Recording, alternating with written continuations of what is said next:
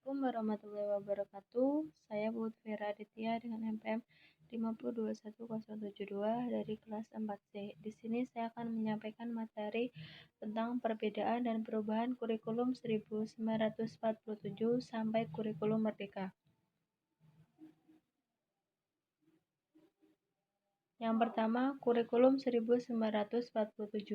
Kurikulum 1947 juga dikenal dengan istilah Rencana Pembelajaran 1947. Perubahan arah pendidikan lebih bersifat politis dari orientasi pendidikan Belanda ke kepentingan nasional.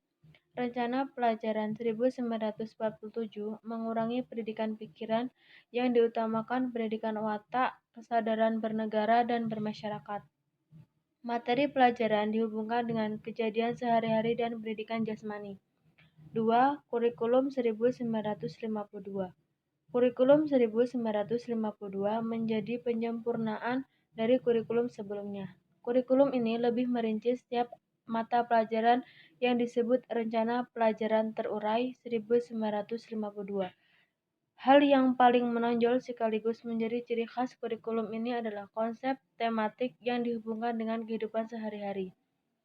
3. Kurikulum 1964. Isu yang berkembang pada kurikulum ini adalah konsep pelajaran aktif, kreatif, dan produktif.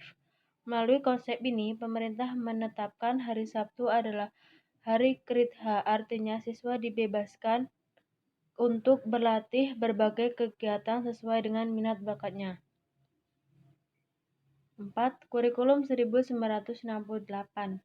Kurikulum 1968 merupakan pembaruan dari kurikulum 1964, yaitu dilakukannya perubahan struktur kurikulum pendidikan dari Pancawardhana menjadi pembinaan jiwa Pancasila, pengetahuan dasar, dan kecakapan khusus. Ciri khas yang menonjol dari kurikulum 1968 adalah korrelat subjek kurikulum. 5. Kurikulum 1975. Pemerintah kemudian menyempurnakan kurikulum 1968 pada tahun 1975.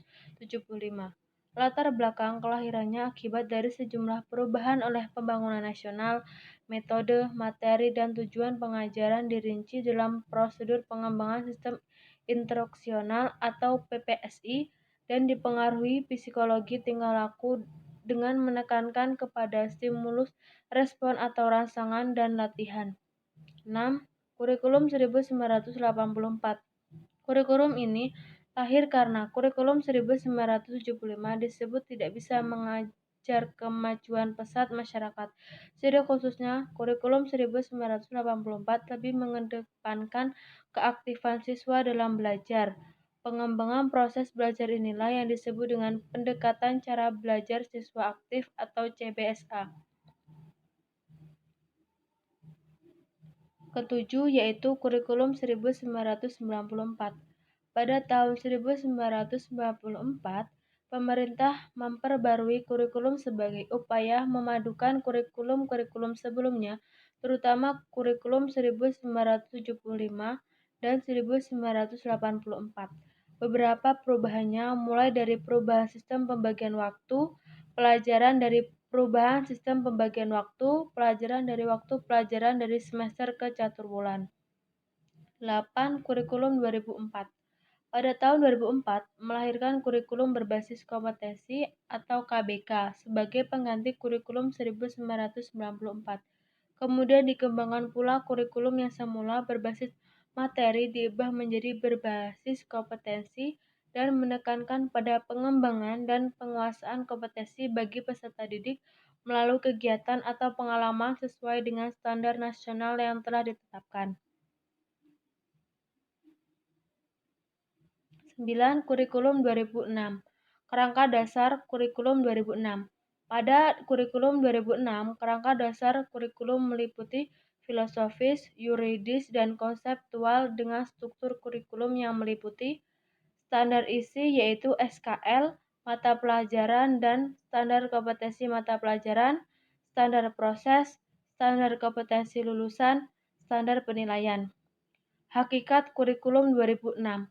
Pada hakikatnya, KTSP adalah penyempurnaan dari kurikulum sebelumnya, yang ada di Indonesia. Itu dikarenakan kurikulum sebelumnya bersifat generalistik sehingga tidak sesuai dengan kebutuhan pendidikan daerah. Dengan adanya KTSP, daerah dapat menentukan apa yang menjadi kebutuhan pendidikannya masing-masing. 3. Landasan Kurikulum 2006. Sebagai landasannya, KTSP disusun berdasarkan landasan filosofis dan landasan yuridis. Landasan filosofis. Landasan filosofis pada KTSP bahwa sekolah dasar sebagai pusat pengembangan lanjutan yang menitik beratkan budaya yang tidak terlepas dari nilai-nilai budaya yang dianut oleh suatu bangsa. B. Landasan yuridis. Prinsip Kurikulum 2006.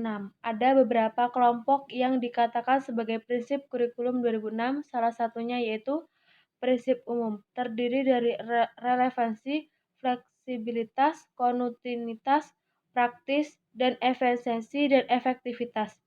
B.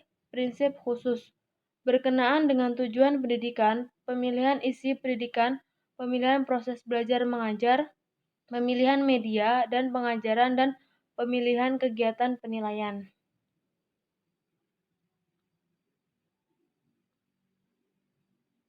10. Kurikulum 2013.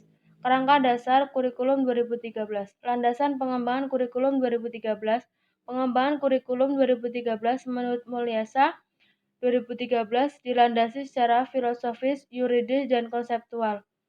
Hakikat Kurikulum 2013. Kurikulum 2013 adalah penyempurnaan dari kurikulum berbasis kompetensi yang menyempurnakan standar kompetensi lulusan dengan dikembangkan sesuai tuntutan kekinian Indonesia dan masa depan sesuai kebutuhan. Perubahan Kurikulum 2013 berwujud pada standar kompetensi lulusan, materi, proses, dan penilaian dan komprehensif. 3. Landasan Kurikulum 2013. Kurikulum 2013 dikembangkan berdasarkan ketentuan yuridis yang diwajibkan adanya pengembangan kurikulum baru, landasan filosofis, dan landasan empirik. 4. Prinsip Kurikulum 2013. Kurikulum 2013 hendaknya dilaksanakan di lapangan dengan memenuhi prinsip-prinsip di bawah ini. Kemendikbud 2013. A. Kurikulum bukan hanya merupakan sekumpulan daftar mata pelajaran karena mata pelajaran hanya merupakan sumber materi pembelajaran untuk mencapai kompetensi. B. Kurikulum harus tanggap terhadap perkembangan ilmu pengetahuan, budaya, teknologi, dan seni. C. Kurikulum harus relevan dengan kebutuhan kehidupan. 11. Kurikulum Merdeka. Kurikulum Merdeka merupakan penyempurnaan dari kurikulum sebelumnya, yaitu penambahan pengembangan profil belajar Pancasila, penerapan jam pelajaran per tahun, dan kurikulum Merdeka lebih mengutamakan proyek penguatan profil belajar Pancasila, kegiatan intrakurikuler dan ekstrakurikuler. Demikianlah penjelasan dari saya. Saya akhiri, wabillahi taufiq walhidayah. Wassalamualaikum warahmatullahi wabarakatuh.